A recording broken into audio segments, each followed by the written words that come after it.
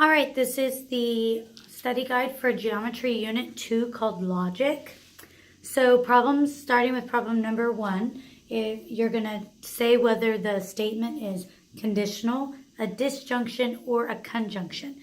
So a conditional statement is an if and then statement most of the time.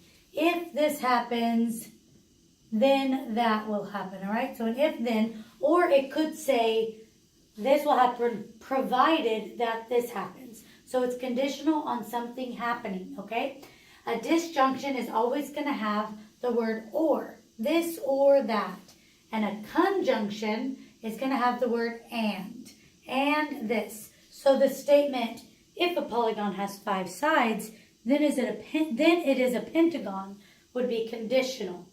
If it says all angles are right angles, or a triangle has 4 sides, that is a disjunction, all right? And then if the fans are off and the light is on, then we have a conjunction, all right? So you can finish the last 2 they give you there. Problems number 2 and 3 are you're going to give the converse, inverse, and contrapositive of an conditional statement. So it's an if and then statement, okay? So an if and then, say, if 2 angles add to 90, then they are complementary. So the converse, you switch the statements, all right? So if 2 angles add to 90, then they are complementary. The converse would be if 2 angles are complementary, then they add to 90. For an inverse, you negate both sides. So rather than saying if 2 angles add to 90, then they are complementary, an inverse would say if 2 angles do not add to 90, then they are not complementary. And then a contrapositive does both, converse and inverse. It switches the statement and it negates them. So it would say if 2 angles are not complementary, then they do not add to 90. So remember, converse, you just switch the two, the if and the then. The inverse, you negate both of them. No, not and not on both of them. And then contrapositive, you do both. You switch the statements and you negate them. So that's for number 2 and 3. All right, problem number 4 deals with inductive and deductive reasoning. So in inductive reasoning, you start small and you make a general statement. So in inductive, it's always going to be someone sampled this and that and decided they watched an ant drink a liquid and die. And they watched several ants and they decided the liquid is poisonous. So you start small, you watch samples and samples till you make a conclusion. Deductive goes backwards. Ants are dying from poison. They were drinking this water must be poisonous. So it goes backwards. So the statement on number 4, Sarah looks in several blackbirds' nests and comes to the conclusion that all blackbirds are speckled. So that's inductive. She looked at several samples before she decided. The second one says, all geometry students have studied algebra. You are a geometry student, you have studied algebra. So it started with a big statement and went down and down. That is deductive reasoning. Okay, the next is a math problem. If 5x plus 7 equals 12, then x equals 1. So that is deductive. Any math, we're using deductive reasoning to do math. We start with an equation and we work it down till it has the answer. The last one, you eat at several Mexican restaurants and decide that Mexican food is hot. So you sampled, you started trying and made a big decision, inductive reasoning. All right, through 5 through 9, you're going to use your complied truth table.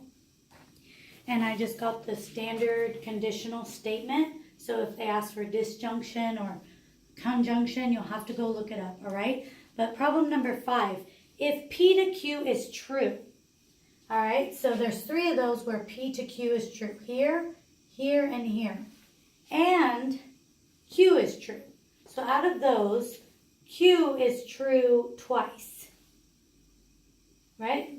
Out of these 3, Q is true twice. Then P is true. Is sometimes, always, or never true is what they want. So here, T in one P is true and one P is false. So P is sometimes true. For problem number 6, they are asking for P or Q. So you need to go look up your disjunction. It should be right in your disjunction lesson.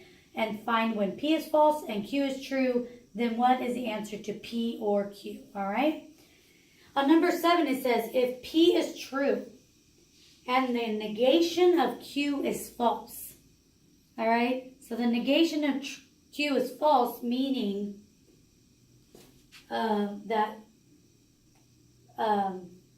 Q is true, but they're going to say it's the negation. So they're going to go true, false. So for true, false, the answer is always false, okay? So that little symbol means the negation of Q. That's what this symbol like this.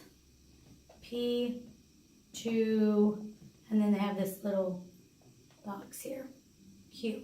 That means the negation. That means the opposite. So if they say it's false, then you go with false, all right? Number 8. If P is true and Q is true, okay? We got that. Then they say, then the negation of P to the negation of Q is what? So in this case, they say P is true and Q is true. Now take the negation. So the negation of P would be false, and the negation of Q would also be false. So we're actually looking at false, false instead of true, true. And it is always true is what they ask. All right, number 9, if P is true and Q is false. All right, so P is true, Q is false. We're looking at this one right here. Then when is it true? It's never true because it says it's false right there. All right, those can be a little tricky. Just look at your table, make sure you understand what to do. All right, for problems 10 through 13, they give you a statement, a conditional statement. If one angle of a triangle is 90 degrees, then the other two add to 90. Then they give you a box that says given. So the given part of this conditional is the if statement. So in your box, you can put the whole thing, if one angle of a triangle. What they really want is the given is one angle of a triangle is 90 degrees. That's all you got to put. And then they're going to ask to prove. You're proving that the other two add to 90. So you're just you don't have to put the words if or then. So the given is one angle of a triangle is 90, and the to prove is the other two add to 90. The same things for number 12 and 13. The if statement is the given, the then statement is the to prove, okay? That's the end. This is a very simple test. Make sure you know what your converse, inverse, and contrapositive are. And study your complied truth table.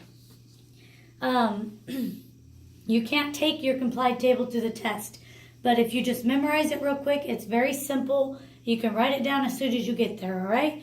Remember your conjunction and disjunction. Study good, but it seems to be pretty simple, but don't take it for granted, all right? So study up good, and I would say the toughest part is the complied truth table. So know your stuff before you sit down to this test.